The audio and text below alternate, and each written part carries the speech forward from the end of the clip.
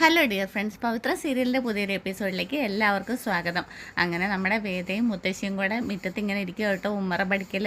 എന്നിട്ട് നമ്മുടെ വേദ ഇങ്ങനെ മുത്തശ്ശിയുടെ കൈയൊക്കെ വൃത്തിയാക്കിയിട്ട് നെയിൽ പോളിഷ് ഇട്ട് കൊടുക്കാനായിട്ട് ഒരുങ്ങുവാണ്. അപ്പോഴത്തേക്കിനും മുത്തശ്ശി ഇങ്ങനെ പറയുന്നുണ്ടോ, എല്ലാ വിരലിലും വേറെ വേറെ കളർ അടിക്കണം, അപ്പോഴേ ഒന്ന് കാണാനായിട്ട് ചന്തം ഉണ്ടാവുള്ളൂ, രസം ഉണ്ടാവുള്ളൂ എന്നൊക്കെ പറയുന്നുണ്ട്. അപ്പോൾ നമ്മുടെ വേദ പറയുന്നുണ്ട്, ഇപ്പോഴത്തെ ട്രെൻഡ് അതല്ല മുത്തശ്ശി എന്നിങ്ങനെ പറയുമ്പോഴത്തേക്കും നമ്മുടെ വിക്രം മുത്തശ്ശി എന്നും പറഞ്ഞുകൊണ്ട് വിളിച്ചിട്ട് വരുന്നുണ്ട്. എന്നിട്ട് പറയുകയാണ്, ഞാൻ ഇറങ്ങുവാണേന്ന് പറയുവേ. അപ്പോഴത്തേക്കും നമ്മുടെ അച്ഛമ്മ ചോദിക്കുക, നീ എങ്ങോട്ടാടാ പോകുന്നതെന്ന് ചോദിക്കുക. അപ്പോൾ നമ്മുടെ വേദ പറയണ, വലിയ യുവ നേതാവാണ് അച്ഛമ്മേ, ഒരുപാട് സ്ഥലത്ത് പ്രസംഗിക്കാനായിട്ടുള്ളതാണ്. പ്രസംഗമോ? അന്നേരം നമ്മുടെ വേദ പറയുക, രാഷ്ട്രീയ പ്രസംഗമേ, ഭാവിയിലെ മന്ത്രി അച്ഛമ്മയുടെ മുന്നിൽ നിൽക്കുന്നത് ഒന്നും ബഹുമാനിക്കുന്നത് നല്ലതാ. ആവാലോ എന്നിങ്ങനെ പറഞ്ഞിട്ട് മുത്തശ്ശി എണീക്കുവേ. എന്നിട്ട് നീ ഇങ്ങ് വന്നേ, ഞാനൊന്ന് ബഹുമാനിക്കട്ടെ എന്ന് പറയേ. അന്നേരം നമ്മുടെ വിക്രം ചോദിക്കേ, ഈ വേതാളം പറയുന്നത് കേൾക്കാനായിട്ട് മുത്തശ്ശിക്ക് എന്താ വട്ടുണ്ടോ എന്ന് ചോദിക്കുവേ. എന്നിട്ട് കൈയൊക്കെ ചുരുക്കി കയറ്റിയിട്ട് ഞാനിപ്പോൾ വരാമെന്ന് പറഞ്ഞ് പോകാനായിട്ട് ഒരുങ്ങുമ്പോഴത്തേക്കിനും മുത്തശ്ശി പറയേ, ഒന്നിവിടം വരെ വന്നിട്ട് പോടാ എന്നിങ്ങനെ പറയും കേട്ടോ. അന്നേരത്തേക്കിനും വിക്രം ഒന്ന് നോക്കുവേ. എന്താ അച്ഛമ്മേന്ന് ചോദിച്ചുകൊണ്ട് വരും കേട്ടോ. നീ എന്താ ഇവളെ വിളിച്ചതെന്ന് ചോദിക്കും കേട്ടോ. അപ്പോഴത്തേക്കിനും ഇവിടെ പെട്ടെന്ന് എണീച്ചിട്ട്, ഈ വിക്രമൻ ചേട്ടൻ എന്നെ എപ്പോഴും വേതാളം എന്നാണ് വിളിക്കുന്നത്, വേദന വിളിക്കുകയില്ല എന്ന് പറയുവേ. ഈ ദേവതയെ പോലെയുള്ള കുട്ടിയുടെ മുഖത്ത് നോക്കി നീ വേതാളം എന്ന് വിളിക്കുവാണോ എന്നിങ്ങനെ ചോദിക്കേ. അങ്ങനെ ഇവിടെ വേതാളം എന്ന് വിളിക്കുകയാണെങ്കിൽ നിന്നെ എന്ത് വിളിക്കണമെന്ന് ചോദിക്കേ. അന്നേരത്തേക്ക് നമ്മുടെ വിക്രം പറയുന്നുണ്ട്, അതിന് ഇവളെ എന്നെ വിളിക്കുന്നുണ്ടല്ലോ. ഞാൻ വൃത്തികെട്ട വാക്കുകളൊന്നും വിളിക്കാറില്ല, ഞാൻ വിക്രമാദിത്യ മഹാരാജാവെ എന്ന് ഒരു വട്ടം വിളിച്ചു. വിക്രമാദിത്യൻ നല്ല വിളിക്കേണ്ടത്, വേറൊരു പേരാന്നിങ്ങനെ പറഞ്ഞു വരുമ്പോഴത്തേക്കിനും നമ്മുടെ വിക്രം, അത് ഞാൻ ദേഷ്യം വരുമ്പോഴൊന്നും അല്ലാത്ത സമയത്താണ് വിളിക്കുന്നതെന്ന് ഇങ്ങനെ പറയുവേ. അന്നേരത്തേക്ക് നമ്മുടെ വേദ പറയുന്നുണ്ട്, ദേഷ്യം വരുന്ന സമയത്തേ ഞാൻ അങ്ങനെ കേട്ടിട്ടുള്ളൂ. അപ്പോൾ തോന്നുന്നു ദേഷ്യം ഇല്ലാതാകാനായിട്ട് സ്നേഹത്തോടെ വിളിക്കുന്നതാ എന്ന് പറയുവേ. അന്നേരം ചോദിക്കും, വേതാളം എന്നാണോ എന്ന് ഇങ്ങനെ മുത്തശ്ശി ചോദിക്കുവേ. എന്നാൽ എൻ്റെ മോന് ഒരു കാര്യം കൂടി ചെയ്യാം, സ്നേഹത്തോടെ ഒന്ന് വിളിച്ച് അതൊന്ന് ഞാൻ കേൾക്കട്ടെ, എങ്ങനെയാണ് വിളിക്കേണ്ടതെന്ന് ഞാൻ പറഞ്ഞു തരാം എന്നിങ്ങനെ പറയുവാണ്. എന്നിട്ട് നമ്മുടെ വേദനെ മുത്തശ്ശി വിട്ട് അടുത്ത് നിർത്തിയിട്ട് എന്തൊക്കെയോ ചെവി പറയും കേട്ടോ. എന്നിട്ട് വിളിക്കാൻ പറയേ, വേതാളം എന്ന് പറയുക ആദ്യം വിക്രമാദിത്യന്. അങ്ങനെയല്ല, വേതാളമേന്ന് വിളിക്കുക പറയുവേ. എന്നിട്ട് ഇങ്ങനെ നോക്കി നിൽക്കും കേട്ടോ. അപ്പോൾ രണ്ടാളും അങ്ങോട്ടും ഇങ്ങോട്ടും പരസ്പരം മുഖത്തോട്ടൊക്കെ നോക്കുന്നുണ്ട്. എന്നിട്ട് മുത്തശ്ശി പറയുന്നുണ്ട്, നീ ഇങ്ങനെ വിളിച്ചില്ലെങ്കിൽ ഇന്ന് നീ വെളി പോകത്തില്ല. അന്നേരത്തേക്കിനും നല്ല ടൂൺ ഇട്ടിട്ട് വേതാളമേന്ന് ഇങ്ങനെ വിളിക്കുക. അപ്പോഴത്തേക്കിനും രണ്ടുപേരും ചിരിക്കും കേട്ടോ. എന്നിട്ട് എന്താ വെട്ടുപോത്തേ എന്നിങ്ങനെ ചോദിക്കുവേ. എന്നിട്ട് മുത്തശ്ശി പറയുന്നുണ്ട്, ഇനി വേതാളവേന്ന് വിളിച്ചു കഴിഞ്ഞാൽ അപ്പോൾ എന്താ വെട്ടുപോത്തേന്ന് തന്നെ വിളി കേൾക്കണം എന്നും പറഞ്ഞുകൊണ്ട് പറഞ്ഞു കൊടുത്ത് ചിരിക്കുന്നുണ്ടേ. എന്നിട്ട് മുത്തശ്ശി ചോദിക്കുന്നുണ്ട്, പുറത്ത് പോകുമ്പോഴത്തേക്കിന് എവിടെ പോവാ, എന്തിനാ പോകുന്നത്, എപ്പോൾ തിരിച്ചു വരും എന്നൊക്കെ നീ വേദയോട് പറയാറുണ്ടോ എന്നിങ്ങനെ ചോദിക്കുവേ. എവിടെ ഒന്നും പറയാറില്ല അച്ഛമ്മേ. എന്നാൽ ഇനി പറഞ്ഞ സമയത്തിനെ കഴിഞ്ഞ് ലേറ്റായിട്ട് വന്നാൽ എവിടെയായിരുന്നു എന്തായിരുന്നു കാരണം സഹിതം നീ ചോദിച്ച് മനസ്സിലാക്കണം. പറഞ്ഞതിന് മറുപടി ഒന്നും പറഞ്ഞില്ലെങ്കിൽ ഫൈൻ അടിക്കണം. ആ ഫൈൻ്റെ കാര്യമൊക്കെ ഞാൻ പിന്നെ പറഞ്ഞു തരാം. നിങ്ങൾ രണ്ടാളും പ്രേമിച്ച് കല്യാണം കഴിച്ചതല്ലേ? അതേ അച്ഛമ്മേ, ഞങ്ങൾ രണ്ടാളും സ്നേഹിച്ച് തന്നെ ഒരു പ്രത്യേകതര സ്നേഹത്തിലൂടെ കല്യാണം കഴിച്ചതെന്ന് പറയാം. അന്നേരത്തേക്കിനും വിക്രം ഇങ്ങനെ അങ്ങനെയല്ല ഇങ്ങനെയെന്നൊക്കെ പറയാനായിട്ട് വരുമ്പോഴത്തേക്കിനും അന്നേരത്തേക്കും നമ്മുടെ മുത്തശ്ശി പറയുവേ, അതൊക്കെ നിങ്ങൾ എനിക്ക് പതിയെ സമയം പോലെ പറഞ്ഞു തന്നാൽ മതി എന്നിങ്ങനെ പറയുവേ. വീട്ടുകാരെ മുഴുവൻ പറ്റിച്ചിട്ട് അമ്പലത്തിൻ്റെ മുന്നിൽ വെച്ചിട്ട് താലി കെട്ടിയില്ലേ, ആ കഥ. എന്നിട്ട് ഞാൻ പോയിട്ട് വരാം, അതൊക്കെ ആ കഥയൊക്കെ പിന്നെ പറയാമെന്ന് പറയുമ്പോഴത്തേക്കിനും മുത്തശ്ശി പറയുവേ, നിൻ്റെ ഭാര്യയുടെ അനുവാദം ചോദിച്ചോ? അന്നേരത്തേക്കിനും ഞാൻ പോട്ടെ വേദ എന്നിങ്ങനെ ചോദിക്കുവേ. പോയിട്ട് വരൂ ചേട്ടാ എന്നിങ്ങനെ വേദ കളിയാക്കിയും പറയുവേ. എന്നിട്ട് മോള് അവിടെ നിൽക്കാതെ അവൻ്റെ അടുത്ത് ചെന്ന് നിൽക്കുക. എന്താ അച്ഛമ്മേന്ന് ചോദിക്കുക. ഇനി നീ ഇവൾക്കൊരു ഉമ്മ കൊടുക്കുക എന്നിങ്ങനെ പറയും. അയ്യേ എന്ന് പറയും. രണ്ടാളും കൂടെ മാറി നിൽക്കുക. ഉമ്മ കൊടുക്കാനോ, അത് ഇപ്പം തന്നെ വേണോ എന്നിങ്ങനെയൊക്കെ ചോദിക്കുക. നിങ്ങൾക്ക് നാണമാണെങ്കിലും ഞാൻ തിരിഞ്ഞ് നിൽക്കുക എന്ന് പറഞ്ഞിട്ട് മുത്തശ്ശി തിരിഞ്ഞ് നിൽക്കുവേ. ഉമ്മ കൊടുക്കുന്ന സൗണ്ട് എനിക്ക് കേൾക്കണമെന്ന് പറയും കേട്ടോ. എന്നിട്ട് പരസ്പരം രണ്ടുപേരും മുഖത്തോട്ട് അങ്ങോട്ടും ഇങ്ങോട്ടും നോക്കിയിട്ട് പരസ്പരം വിളിക്കുന്നുണ്ട്, പോടാ വെട്ടുപോത്തേ പൊടി വേതാളവേ എന്നൊക്കെ വിളിച്ച് അങ്ങോട്ടും ഇങ്ങോട്ടും വായിൽ കൊണ്ട് പതിയെ പറയുന്നുണ്ട്. അത് കഴിഞ്ഞിട്ട് വീണ്ടും മുത്തശ്ശി ചോദിക്കുകയാണ്, ഉമ്മ കൊടുത്തോ എന്ന് ചോദിക്കും. സൗണ്ട് കേട്ടില്ല എന്ന് പറയേ. പിന്നെ ഇപ്പോൾ അവിടെ നിന്ന് ഉമ്മ കൊടുക്കാതെ വിടത്തില്ലെന്ന് വിക്രത്തിന് മനസ്സിലാവും. പിന്നെ അവൻ ലെഫ്റ്റ് ഹാൻഡ് എടുത്തിട്ട് ഹാൻഡിന് മേലെ വെച്ചിട്ട് ഒരു ഉമ്മ കൊടുക്കുവേ. എന്നിട്ട് അവൻ അവിടെ നിന്ന് അങ്ങോട്ടേക്ക് പോകാനായിട്ട് ഒരുങ്ങുവേ. മുത്തശ്ശി പൊക്കോളം പറയുവേ. വേദം മുളയെന്ന് വിളിക്കുവേ. ഇപ്പം കണ്ണിൽ ആ തിളക്കം കാണുന്നുണ്ട് എന്നിങ്ങനെ പറയും കേട്ടോ. അപ്പോഴത്തേക്കിനും വേദയ്ക്ക് പെട്ടെന്ന് നാണം വന്നിട്ട് ഓടിക്കേറി കഥകിന് മറവിൽ പോയി നിന്നിട്ട് വിക്രം ഇങ്ങനെ പോകുന്നത് നോക്കി നോക്കി നിൽക്കുകയാണ് കേട്ടോ. ഇടയ്ക്ക് വീണ്ടും ഇങ്ങനെ കയ്യിൽ ഉമ്മ തരുന്നത് ഇങ്ങനെ ഓർക്കുന്നുമുണ്ടേ. പിന്നീട് നമ്മുടെ വിക്രം അവിടെ നിന്ന് അങ്ങോട്ട് പോവുകയാണ് കേട്ടോ. അപ്പോഴത്തേക്കിനും പിന്നെ കാണിക്കുന്നത് നമ്മുടെ രാധേനെയാണ്. രാധ കൂട്ടുകാരിയായിട്ട് സംസാരിക്കുക കേട്ടോ. അപ്പം മുത്തശ്ശി വഴക്ക് പറഞ്ഞിരുന്നല്ലോ, അതൊക്കെ ഓർത്തിട്ട് ഇങ്ങനെ സങ്കടപ്പെട്ട് നിൽക്കുകയാണ്. അപ്പോൾ പറയുന്നുണ്ട് അങ്ങനെ നീ സങ്കടപ്പെടുമൊന്നും വേണ്ട എന്നൊക്കെ ഇങ്ങനെ പറയുന്നുണ്ട് കേട്ടോ. എന്നിട്ട് നമ്മുടെ രാധ പറയുന്നുണ്ട്, എന്നാലും മുത്തശ്ശി അച്ഛമ്മ എന്നോട് ഇതുവരെ അങ്ങനെയൊന്നും പെരുമാറിയിട്ടുള്ളതല്ല, ഇതിനെല്ലാം കാരണക്കാരി അവളാണ്, ആ വേദ. അവളെ അച്ഛമ്മയുടെ മനസ്സ് മാറ്റി, അത് തന്നെ. അപ്പം കൂട്ടുകാർ ചോദിക്കുവേ, അത് നിനക്ക് തോന്നുന്നതാണെങ്കിലോ, നീ ഇനി അങ്ങോട്ട് ചെല്ലരുതെന്നുള്ളതിൻ്റെ കാരണം അച്ഛമ്മ തന്നെ നിന്നോട് പറഞ്ഞതല്ലേ. ആദ്യം നീ വിക്രമനെ കല്യാണം കഴിക്കുമെന്ന് അവർക്ക് തോന്നി, പക്ഷേ ഇപ്പം ആ സ്വാതന്ത്ര്യം തരാൻ പറ്റത്തില്ലെന്ന് അവർക്ക് തോന്നിക്കാണും. അതെ, ഞങ്ങൾ തമ്മിലുള്ള ഇഷ്ടം ആദ്യം എല്ലാവർക്കും അറിയായിരുന്നു, അത് പെട്ടെന്ന് ഇല്ലാതായി പോയത് എൻ്റെ കുറ്റമാണോ? അത് നിൻ്റെ ഇഷ്ടം. വിക്രമൻ അങ്ങനെ ഒരു ഇഷ്ടം ഉണ്ടായിരുന്നു അവൻ ഒരിക്കലും പറഞ്ഞിട്ടില്ല. സമ്മതിച്ചു, പക്ഷേ ഇഷ്ടമില്ലാന്ന് എൻ്റെ അടുത്ത് പറഞ്ഞിട്ടില്ലല്ലോ. അവനത് പറഞ്ഞിട്ടുള്ളതല്ലേ. അവളെ കേട്ടതിന് ശേഷം മാത്രം, അതിന് മുമ്പൊന്നും പറഞ്ഞിരുന്നില്ലല്ലോ. എന്നെ കഴിഞ്ഞും കൊള്ളാവുന്ന ഒരുത്തിയെ കിട്ടിയപ്പോഴത്തേക്കിനും എന്നെ അങ്ങ് തേച്ചു, അത് തന്നെയാണ് സത്യം. എന്നാൽ ശരി, എന്നാൽ നിനക്ക് അവനെ കഴിഞ്ഞ് നല്ല ഒരാളെ കെട്ടിയിട്ട് അങ്ങ് ജീവിക്കരുതോ എന്നിങ്ങനെ ചോദിക്കേ. ഇതേ മനസ്സിൽ തട്ടിയിട്ടുള്ള സ്നേഹമാണ്, തുണി മാറുന്ന പോലെ ഇതൊന്നും മാറാൻ പറ്റത്തില്ല അത്ര വേഗം. വിക്രത്തിനത് കഴിഞ്ഞു എന്നല്ലേ നീ പറഞ്ഞത്? വിക്രത്തിനത് പറ്റുമായിരിക്കും, പക്ഷേ എനിക്ക് മാറാനൊന്നും പറ്റത്തില്ല.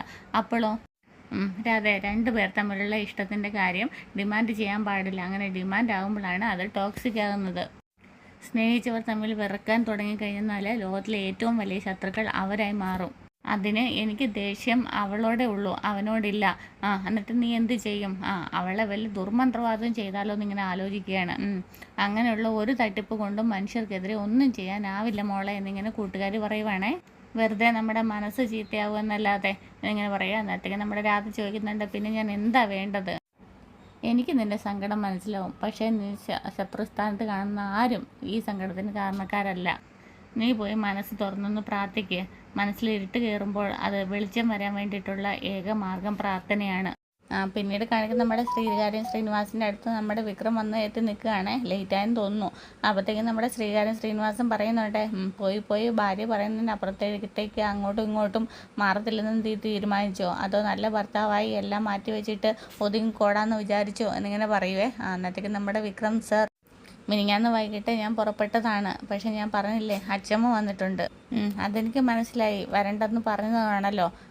പക്ഷേ ഇന്നലത്തെ വൈകുന്നേരത്തെ സമ്മേളനത്തിൽ വിക്രം എന്തുകൊണ്ട് പങ്കെടുത്തില്ല, അതാ ഞാൻ ചോദിച്ചത്. KP കുറി കമ്പനീസിൻ്റെ നേതൃത്വത്തിൽ വിക്രം പാർട്ടിയുടെ മെയിൻ സ്ഥാനത്ത് നിന്ന് സംസാരിക്കണമെന്ന് ഞാൻ പറഞ്ഞതല്ലായിരുന്നോ?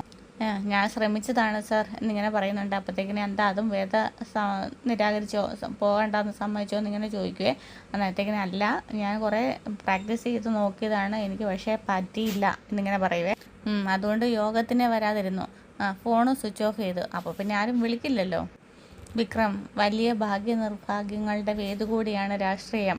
സാധ്യതകൾ തെളിയുന്ന സമയത്ത് അത് ഉപയോഗിക്കാൻ കൂടി നമുക്ക് കഴിയണം, അല്ലെങ്കിൽ അവസരങ്ങൾ ഒരിക്കലും വന്നില്ല എന്ന് വരും. എനിക്ക് വേണ്ടി ആളുകളോട് തല്ലുകൂടിയും വഴക്കിട്ടും കളയേണ്ട ജീവിതമല്ല നിൻ്റേത്. ജീവിതത്തിൽ ഞാനും ഒരുപാട് കാര്യങ്ങൾ ചെയ്തിട്ടുണ്ട്, അടിയും തല്ലും കൊലപാതകവും എല്ലാം അടക്കം. കൊലപാതകവും എല്ലാം ഉണ്ടായിട്ടുണ്ട്. പക്ഷെങ്കിൽ ഇന്നിപ്പോൾ ശ്രീകാര്യം ശ്രീനിവാസൻ അറിയപ്പെടുന്നത് ആ പേരിലല്ല, അത് വിക്രത്തിന് അറിയാലോ. അതുപോലെ തന്നെ ഭാവിയിൽ വിക്രവും അറിയപ്പെടേണ്ടത് ഒരു കൂലിത്തല്ലുകാരൻ എന്നുള്ള പേരിലല്ല. രാഷ്ട്രീയ പ്രവർത്തനം റിട്ടയർമെൻറ്റ് പോലെയല്ല, പ്രായം കൂടും തോറും അധികാരത്തോടുള്ള മോഹം കൂടിക്കൊണ്ടേയിരിക്കും. വലിയ ജനസമ്മതിയുള്ള നേതാക്കന്മാർ അധികാരം കൊണ്ട് ദുഷിച്ച് ജനവിരുദ്ധരാകുന്ന മാറുന്നത് നീ കണ്ടിട്ടില്ലേ? അധികാരം കൊണ്ട് എല്ലാം നേടിയെടുക്കാൻ ശ്രമിക്കുമ്പോഴും മരണം വരെ നമ്മുടെ കൂടെ നിർത്താനും നമ്മൾ ചിലരെയെങ്കിലും കണ്ടുവെക്കണം. വിക്രമിനെ ഞാൻ കാണുന്നതും അങ്ങനെ തന്നെയാണ്. അധികാരത്തിൻ്റെ രസം മുഴുവൻ അനുഭവിച്ച് മരിക്കുന്നതിന് തൊട്ട് മുന്നേ തന്നെ ആ കൂടത്തിൽ വിക്രവും എൻ്റെ കൂടെ ഉണ്ടാവണം.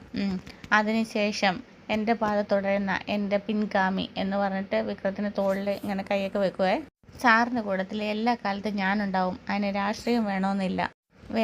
അത് വേണം, ഇല്ലെങ്കിൽ കുറച്ച് നാൾ കഴിയുമ്പം നിനക്കും എനിക്കും തമ്മിൽ ഒരുപാട് അകലം ഉണ്ടാവും.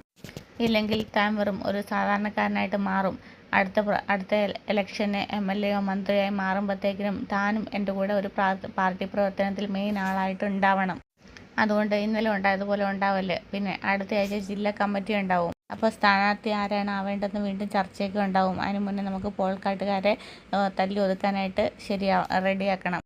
സാറ് പേടിക്കേണ്ട, നമുക്ക് വേണ്ടത് എന്താണേലും അവിടെ നിന്നെടുത്ത് സാറിന് തന്നിരിക്കും എന്നിങ്ങനെ പറയുമ്പോൾ ശ്രീകാര്യ ശ്രീനിവാസൻ പറയുന്നുണ്ട്, ഗുഡ്. തനിക്ക് നല്ലൊരു ചായ ഇട്ട് തരാൻ പറ്റുമോ എന്നിങ്ങനെ ചോദിക്കുകയും ഞാനിപ്പോൾ വരാമെന്നും പറഞ്ഞുകൊണ്ട് വിക്രം അവിടെ നിന്ന് അങ്ങോട്ടേക്ക് പോകും കേട്ടോ. പിന്നീട് കാണിക്കുന്നത് നമ്മുടെ രാത്രി സമയമാണ്. നമ്മുടെ നന്ദിനി വിളക്ക് വെച്ചുകൊണ്ട് വരികയാണ് കേട്ടോ. ദീപം ദീപം എന്ന് പറഞ്ഞിട്ട് വെളിയിൽ കൊണ്ടുവന്ന് കാണിക്കുന്നുണ്ട്. അപ്പോഴത്തേക്കിനും മുത്തശ്ശി ഇങ്ങനെ തൊഴുന്നുണ്ട് കേട്ടോ. എന്നിട്ട് ദീപം ഉള്ളിലേക്ക് വെക്കാനായിട്ട് ഒരുങ്ങുമ്പോഴത്തേക്കിനും മുത്തശ്ശി പറയുന്നുണ്ട്, ദീപം ഇവിടെ വെക്കാൻ പറയുക. അപ്പോൾ നമ്മുടെ നന്ദിനി പറയും, ഇവിടെയല്ല വെക്കുന്നത്, ഉള്ളിലാന്ന് പറയുക. അന്നേരം നമ്മുടെ മുത്തശ്ശി പറയുന്നുണ്ട്, ദൈവത്തിൻ്റെ അരികിൽ ചെറിയൊരു വിളക്ക് വെക്കാം, പക്ഷേ സന്ധ്യാസമയത്ത് വിളക്ക് വെക്കേണ്ടത് ഉമ്മറപ്പടിക്കലാണ്, അപ്പോഴാണ് ഐശ്വര്യം ഉണ്ടാകുന്നതെന്ന് പറയും കേട്ടോ. അപ്പം നന്ദിനി വിളക്ക് അവിടെ വെക്കുന്നുണ്ട്. ഇനി അങ്ങോട്ട് മാറി നിൽക്കും, ഞാൻ കുറച്ച് ഫോട്ടോ എടുക്കട്ടെ എന്ന് പറഞ്ഞിട്ട് നമ്മുടെ മുത്തശ്ശി വിളക്കിൻ്റെ ഫോട്ടോ എടുക്കുക. അപ്പോഴത്തേക്കും നമ്മുടെ വേദയും അങ്ങോട്ടേക്ക് എത്തുകയും പ്രാർത്ഥിച്ചുകൊണ്ടൊക്കെ നിൽക്കും കേട്ടോ. അടുത്ത് നമുക്ക് യൂട്യൂബ് ചാനൽ ഇടാനായിട്ട് കിട്ടി. എൻ്റെ വീട്ടിൽ സന്ധ്യ ദീപം തെളിഞ്ഞപ്പോൾ എങ്ങനെയുണ്ട് വേദമോളെ എന്നിങ്ങനെ ചോദിക്കുവേ. നല്ലതാ അച്ഛമ്മേ, നല്ല ലൈക്ക് കിട്ടും എന്നിങ്ങനെ പറയുന്നുണ്ടേ. അപ്പോഴത്തേക്കും നമ്മുടെ നന്ദിനി ഇങ്ങോട്ടേക്ക് തിരിഞ്ഞിട്ട് ഇങ്ങനെ മനസ്സിൽ വിചാരിക്കുകയാണ്, ഈ തള്ളേനെ ഇവള് വട്ടാക്കുവാണോ സപ്പോർട്ട് ചെയ്യുവാണോ? ആരാ വിളക്കിൽ തിരിയിട്ടേന്ന് ചോദിക്കുക. അപ്പോൾ നന്ദിനി പറയും, ഞാനാന്ന് പറയേ. നിലവിളക്കിനെ കുറിച്ച് പുതിയ കാര്യങ്ങളൊക്കെ ഉണ്ട്, അപ്പോൾ അതൊക്കെ എനിക്ക് അറിയാം അച്ഛമ്മേ, എന്നാ പറ എന്താന്ന് ചോദിക്കുക. നിലവിളക്ക് ഇങ്ങനെ കത്തിച്ച് വെക്കാനുള്ളതാന്ന് പറയുവേ. അന്നേരം നമ്മുടെ മുത്തശ്ശി ചോദിക്കും, എന്താ ബാക്കിയുള്ളതല്ല അപ്പോൾ കുത്തിക്കെടുത്താനുള്ളതാണെന്ന് ചോദിക്കുവേ. അതല്ല അച്ഛമ്മേ, നിലവിളക്ക് ഓട് കൊണ്ടുണ്ടാക്കിയതാ, എന്താ പിച്ചളയും ചെമ്പും സ്റ്റീലും ഒന്നും പറ്റില്ലേ? നിലവിളക്കിന് എത്ര ഭാഗമുണ്ട്, അതെന്തിനെ കുറിക്കുന്നു എന്നൊക്കെ അറിയുമോ? അപ്പോഴത്തേക്കും നമ്മുടെ നന്ദിനി പറയാം എന്ന് പറയുക, വെറുതെ വിളക്ക് കത്തിച്ച് പിടിക്കാനുള്ളതല്ല, ഇതൊക്കെ അറിഞ്ഞിരിക്കണമെന്നിങ്ങനെ മുത്തശ്ശി പറയുവാണേ.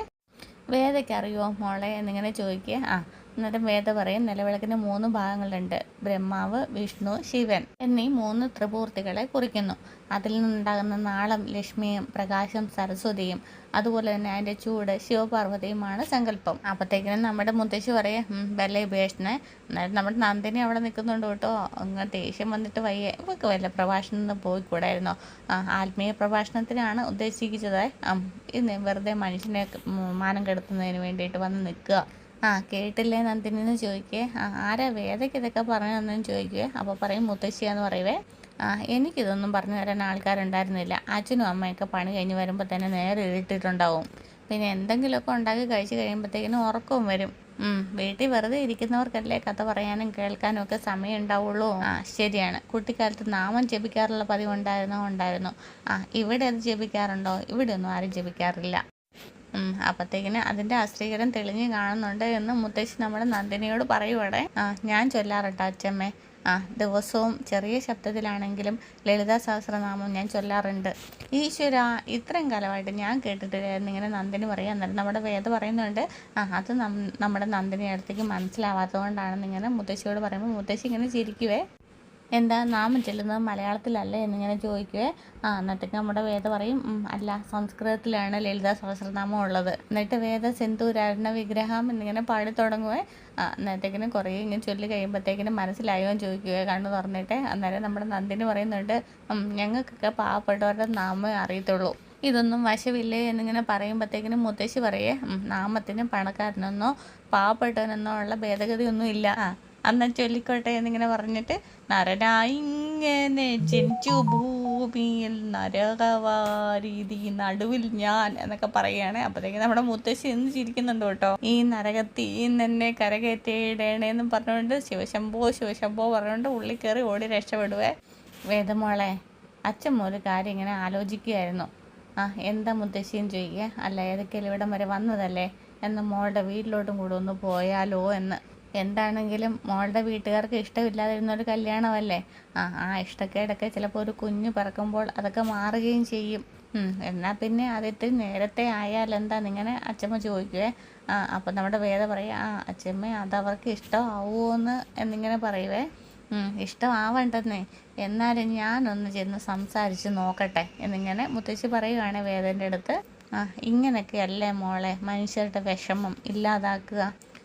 എന്താണെങ്കിലും എന്നെ അവിടുന്ന് അടിച്ചിറക്കാനൊന്നും പോകുന്നില്ല, നമുക്ക് നോക്കാന്നേ എന്നിങ്ങനെ മുത്തശ്ശി പറയുന്നുണ്ട്. അപ്പോൾ വേദ ഇങ്ങനെ ആലോചിക്കുകയാണേ. മോളെന്താ ആലോചിക്കുന്നതെന്ന് ചോദിക്കുകയോ ഒന്നുമില്ല, അവിടെ ഇപ്പോൾ അച്ഛനും അമ്മയും ഇല്ല, ഒരു യാത്രയിലാണ് അച്ഛമ്മയെന്നിങ്ങനെ പറയുവേ. അത് സാരമില്ല, എനിക്ക് മുത്തശ്ശിനെ കാണാമല്ലോ, അത് മതി എന്നിങ്ങനെ പറയുന്നുണ്ടേ. അതിനുശേഷം നമ്മുടെ വേദ നമ്മുടെ കിച്ചണിലേക്ക് ചെല്ലുകയാണ്. എന്നിട്ട് അമ്മയായിട്ട് ഇങ്ങനെ സംസാരിക്കുന്നുണ്ട് കേട്ടോ, മുത്തശ്ശി പറഞ്ഞ കാര്യങ്ങളൊക്കെ. എന്നിട്ട് മോളെന്ത് പറഞ്ഞു എന്നിങ്ങനെ അമ്മ ചോദിക്കുക. അന്നേരം പറയും, ഇപ്പോഴത്തെ സാഹചര്യത്തിൽ അങ്ങോട്ടേക്ക് ചെന്നാൽ എന്താവും എന്നറിയത്തില്ല, ശ്രീകാന്തേട്ടനുണ്ടല്ലോ അവിടെ, ശ്രീകാന്തേട്ടൻ എന്തെങ്കിലും പറഞ്ഞു കഴിഞ്ഞാൽ അത് പ്രശ്നമാണ് എന്നിങ്ങനെ പറയുന്നുണ്ടേ. ഈ കല്യാണം ഉപേക്ഷിച്ചിട്ട് ഞാൻ അങ്ങോട്ടേക്ക് ചെല്ലുന്നത് നോക്കിയിരിക്കുകയാണ് എൻ്റെ വീട്ടുകാരെന്നെങ്ങാനും അച്ഛമ്മ അറിഞ്ഞു കഴിഞ്ഞാൽ. അപ്പോഴത്തേക്കും നമ്മുടെ കമലമ്മ പറയേ, എൻ്റെ മോളെ നാക്കിനെല്ലില്ലാത്ത ആളാണ്, ആ കാര്യമൊക്കെ പറഞ്ഞിട്ട് ഇൻ്റർനെറ്റിൽ വല്ല പോസ്റ്റ് ഇട്ട് കഴിഞ്ഞാൽ കുളമാകും. അച്ഛനും അമ്മയും അവിടെ ഇല്ലെന്ന് മോള് പറഞ്ഞില്ലേന്ന് ചോദിക്കുക. പറഞ്ഞു, അപ്പോഴാണ് മുത്തശ്ശിയെ കാണണമെന്ന് പറഞ്ഞത്. അന്നെങ്കിൽ മോളൊരു കാര്യം ചെയ്യും, മുത്തശ്ശിയെ വിളിച്ചിട്ട് ഇങ്ങോട്ടേക്ക് വരാൻ പറ, ഇങ്ങനെ ഒരാൾ അങ്ങോട്ടേക്ക് വരാൻ നിൽക്കുന്നുണ്ടെന്നും പറയും. ശ്രീകാന്തേട്ടൻ അറിയാതെ വരാൻ പറയാമല്ലേ എന്നിങ്ങനെ ചോദിക്കാം. അങ്ങനെ ചെയ്യുക, മോളുടെ മുത്തശ്ശിയാകുമ്പോൾ പ്രശ്നമില്ല. അന്ന് ഞാൻ ഇപ്പം തന്നെ മുത്തശ്ശനെ വിളിച്ച് കാര്യം പറയാം. അത് തന്നെയല്ല നമ്മൾ അച്ഛമ്മയോട് പറഞ്ഞത് എന്താണെന്നും കൂടെ പറയണേ, ഒരു ചെറുതായിട്ട് എന്തെങ്കിലും ഒരു പ്രശ്നം കിട്ടിയാൽ മതി, അതേ പിടിച്ച് തൂങ്ങും. എന്നിട്ട് നമ്മുടെ അമ്മ ഇങ്ങനെ പറയുന്നുണ്ടേ, വേറെ അങ്ങോട്ട് പോയി കഴിയുമ്പം ഈശ്വര എല്ലാം ഒന്ന് നന്നായി ശരിയായി കിട്ടിയാൽ മതിയായിരുന്നു എന്നിങ്ങനെ പറഞ്ഞിട്ട് വീണ്ടും പാത്രം കഴുകുവാണ്. പിന്നീട് കാണിക്കുന്നത് നമ്മുടെ വിക്രമൻ ഇങ്ങനെ ബൈക്കിൽ പോവുകയാണ്. അപ്പോഴത്തേക്കിനും ഒരു വീടിൻ്റെ ഫ്രണ്ടിൽ ചെന്ന് നിന്നിട്ട് മതിലൊക്കെ ചാടി മേലെ കയറി നിൽക്കുന്നുണ്ട് കേട്ടോ. മേലെ കഥ തുറന്ന് നോക്കുന്നിടത്താണ് ഇന്നത്തെ എപ്പിസോഡ് തീരുന്നത്. എന്തായാലും കിടിലൻ എപ്പിസോഡുമായിട്ട് അടുത്ത ദിവസങ്ങളിലൊക്കെ നല്ല നല്ല എപ്പിസോഡുകളാണ്. അപ്പം അടുത്ത ദിവസത്തെ എപ്പിസോഡ് എന്ന് പറയുന്നത് നമ്മുടെ അച്ഛമ്മ ഇങ്ങനെ ഭക്ഷണം കഴിക്കാതെ നോക്കിയിരിക്കുക കേട്ടോ. ഇപ്പം നമ്മുടെ വിക്രം വരുന്നുണ്ട്, ഭക്ഷണം വിളമ്പി കൊടുക്കുന്നുണ്ട്. അപ്പോഴത്തേക്കും നമ്മുടെ വേദ അവിടെ നിൽക്കുന്നുണ്ട് കേട്ടോ. എന്നിട്ട് മോൾ അങ്ങോട്ടേക്ക് പോയിരിക്കുക, വിക്രമൻ്റെ അടുത്ത് തന്നെ പോയിരിക്കുക എന്നൊക്കെ പറയുവേ. എന്നിട്ട് ഇങ്ങനെ വേദ പോയിരിക്കുമ്പോഴത്തേക്കിനും വിക്രമൻ്റെ ദേഹത്തൊക്കെ മുട്ടിയിട്ടാണ് കേട്ടോ ഇരിക്കുന്നത്. അപ്പോഴത്തേക്കും പറയും, എന്താടാ അവൾ ഇത്തിരി മുട്ടി കഴിഞ്ഞപ്പോഴത്തേക്കും നിൻ്റെ തൊലി ഉരിഞ്ഞു പോയോ എന്നൊക്കെ മുത്തശ്ശി ചോദിക്കുക. എന്നിട്ടിങ്ങനെ വിക്രം മനസ്സിൽ വിചാരിക്കുകയാണ്, അവൾക്ക് ഇനി ചോറ് വാരി കൊടുക്കാൻ എങ്ങാനും മുത്തശ്ശി പറയുമോ എന്നിങ്ങനെ മനസ്സിൽ വിചാരിച്ചുകൊണ്ട് നിൽക്കുമ്പോൾ തന്നെ നമ്മുടെ മുത്തശ്ശി പറയുന്നുണ്ട്, ഇനി ഒരു ഉരുള ചോറ് വാരി അവളുടെ വായി വെച്ച് കൊടുക്കാൻ പറയുന്നുണ്ട്. അപ്പോൾ എന്താണെങ്കിലും നല്ല അടിപൊളി എപ്പിസോഡുകളുമായിട്ട് നമ്മുടെ പവിത്രം മാറിക്കൊണ്ടിരിക്കുകയാണ്. അപ്പോൾ ചാനൽ ഇഷ്ടമായെങ്കിൽ സബ്സ്ക്രൈബ് ചെയ്യാനും ഷെയർ ചെയ്യാനും കമൻറ്റ് ചെയ്യാനും മറക്കരുത്. Okay, thank